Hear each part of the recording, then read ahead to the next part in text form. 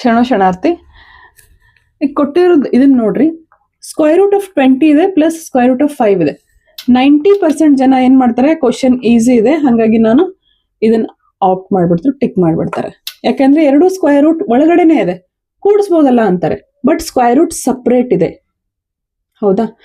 ಇದನ್ನ ಬರುತ್ತೆ ಬೇಕಾದ್ರೆ 5 into 4, ಇದನ್ನ ಸ್ಕ್ವೇರ್ ರೂಟ್ ಆಫ್ 5 ಮತ್ತೆ ಸ್ಕ್ವೇರ್ ರೂಟ್ 4 ಅಂತ ಬರ್ಕೋಬಹುದು. ಬಟ್ ಸ್ಕ್ವೇರ್ ರೂಟ್ 5 ಪ್ಲಸ್ 4 ನ square root 5 plus square root 4 ಬರ್ಕೊಳಕ್ ಬರಲ್ಲ. ಸ್ಕ್ವೇರ್ ರೂಟ್ ಅಲ್ಲಿ ಇರೋ ಈಕ್ವೇಶನ್ ಅಲ್ಲಿ ಆ ತರ ಅಲವಿಲ್ಲ, ಅದು ಅಪ್ಲೈ ಆಗಲ್ಲ ಇಲ್ಲಿ ರೂಲ್ಸ್. ಹೆಂಗ್ ಮಾಡೋದು? ಸ್ಕ್ವೇರ್ ರೂಟ್ 20 ನ ಈ ತರ ಬಿಡಿಸ್ಕೊಂಡ್ಬಿಡಿ. 4 into 5 ಆಗತ್ತೆ, ಹೌದಾ? 4 into 5 is 20 ಅಲ್ಲ. ಇವಾಗ ಸ್ಕ್ವೇರ್ ರೂಟ್ 4 ಏನಾಗುತ್ತೆ? Square root of 4 is 2, square root of 5 is ಹಂಗೆ ಇಟ್ಕೊಂಡ್ಬಿಡ್ರಿ.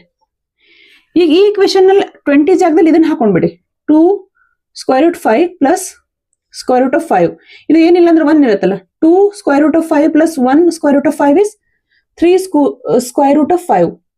ಈ ಫಾರ್ಮಲ್ ಆನ್ಸರ್ ಇಲ್ಲ, ಈ ಫಾರ್ಮಲ್ ಆನ್ಸರ್ ಹಾಕೋಬೇಕು ನಾವು. 3 into ಸ್ಕ್ವೇರ್ ರೂಟ್ ಆಫ್ 5 ಇಲ್ಲ ಇಲ್ಲಿ. ಇದನ್ನೆಲ್ಲ ಹೆಂಗ್ ಮಾಡ್ಕೋಬೇಕಂದ್ರೆ 3 ನ ಒಳಗೆ ತಗೊಂಡ್ಬಿಡಿ. 3 ಸ್ಕ್ವೇರ್ ಎಷ್ಟು? 9 ಆಗುತ್ತೆ. 9 into 5 is square root of 45.